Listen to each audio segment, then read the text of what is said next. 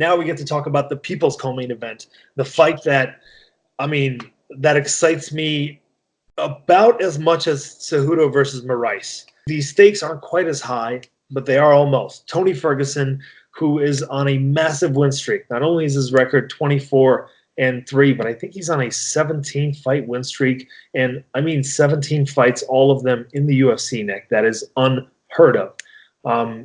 He is a finisher through and through, a pressure fighter.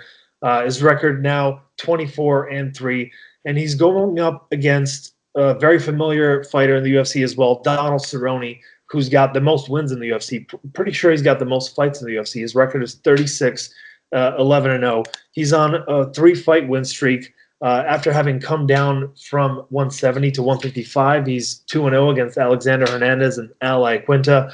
Nick, what's your breakdown of this fight? I am curious, man. Well, Ferguson is on an 11-fight win streak, but he hasn't been super active.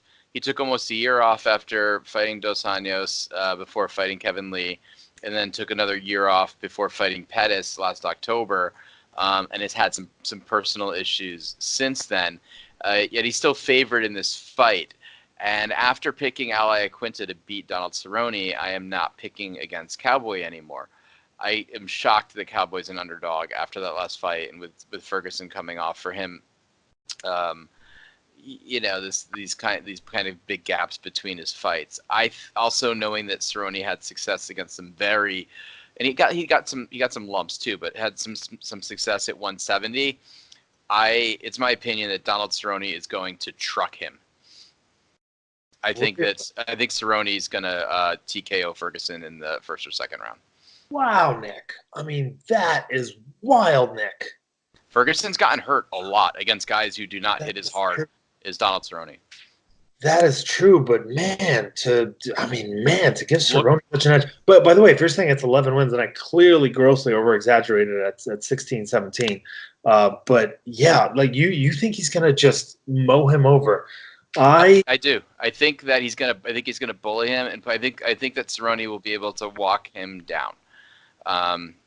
I think he's stronger. I think he's physically strong. I think he's bigger and considerably stronger.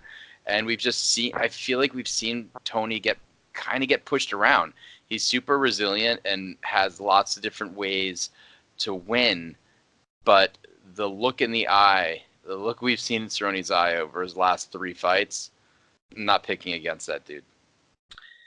Yeah. I watched tape and I realized Cerrone's a badass, and I realized that he's having this incredible career resurgence, seemingly that coincided with his kid being born. And I didn't give it enough credit last time, and you gave that credit. I think you mentioned that despite the fact that you picked Iaquinta, you mentioned Cerrone has a chance because of the motivational kick he gets from his son.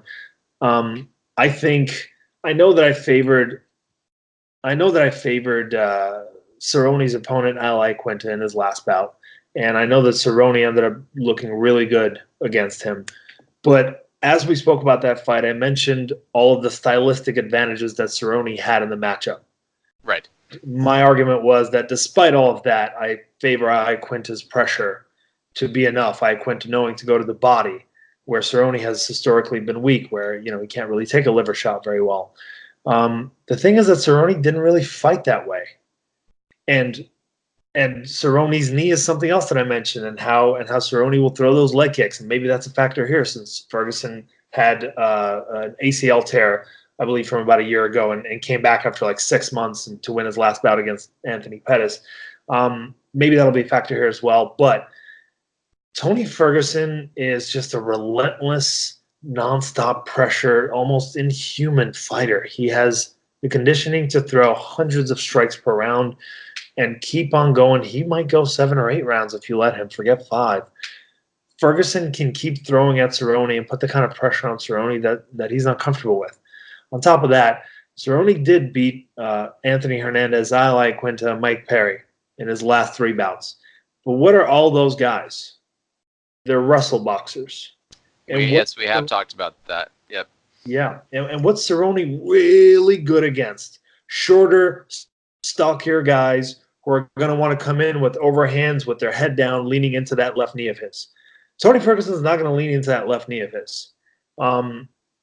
I don't. I know Cerrone could rely on a takedown. I think if he's smart, he just might, and maybe in a 3-round bout that gives him a much higher chance. Because I think Ferguson he can be taken down, but he just scrambles out like a madman and usually hurts you as you are on top. Yeah, I just favor Ferguson's pressure. I think Ferguson's switch stance is going to be a factor as well. The fact that they're about the same height, and Ferguson's not a foot shorter or half a foot shorter, as Cerrone's been used to against his last several opponents. Iaquinta didn't really pressure Cerrone. He could have won that fight. He had the potential to win that fight still. He didn't pressure. He didn't feel like he could pressure against a much taller man with so much reach because he was just going to walk into his offense.